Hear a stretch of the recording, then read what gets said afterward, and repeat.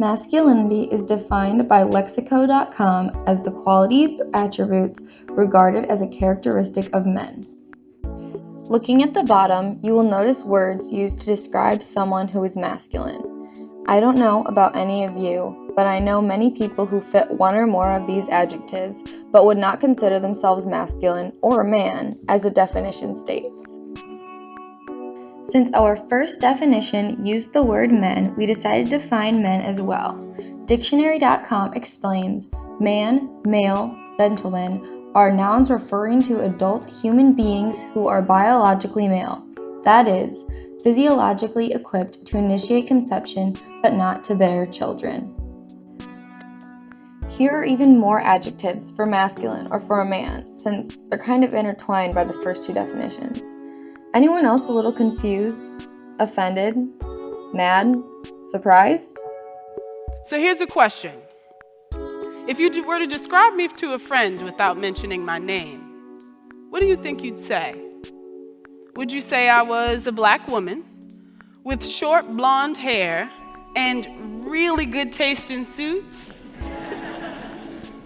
Good, because I really love this suit. Would you mention that I was tall, of a lighter complexion, and maybe even a bit masculine? Yes, you might. But it's not because you know who I am or what masculinity is. It's because most of us have been conditioned to think that anything society is deemed for men, including this suit, is inherently masculine. And that is the only explanation we're willing to accept. So how is it possible that I stand here as a woman claiming to be masculine? Well, I'm a queer black masculine woman, or what I like to call a masculiniminal identity. This language is made up of reclaimed definitions of masculinity and liminality. Here's what I mean. Masculiniminality is language I've created to talk about the queer existence of two or more gender energies like masculinity and femininity, with strong emphasis on the masculine edges of the prism. I use this language to tailor conversations specific to the rebellious intersections of masculinity and womanhood. This TED Talk was overlapping masculinity, which is generally related to males, as seen in the definitions, and womanhood. To extend this, I'm going to show how masculinity is in women, specifically African American lesbian women, through Audre Lorde's biomythography, Zami, a new spelling of my name.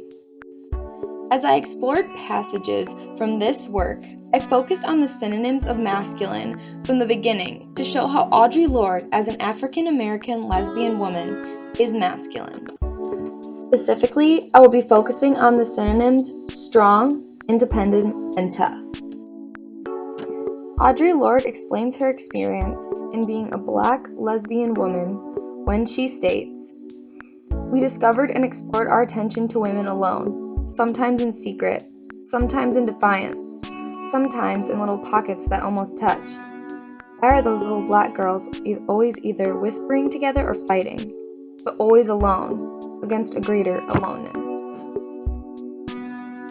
This quote shows Lorde's independence, as she explains how alone she was in discovering her feelings towards women, but also shows her strength and toughness, as she explored women despite her fears of society and being alone. Black lesbians in Bagatelle faced a world only slightly less hostile than the outer world which we had to deal with every day on the outside. That world which defined us as doubly nothing because we were black and because we were women. That world which raised our blood pressures and shaped our furies and our nightmares. Here, Lorde explains how she was treated by society for being a black woman, and despite all the fear this put in her, she was still strong and tough. She found a way to survive on her own and make friends along the way.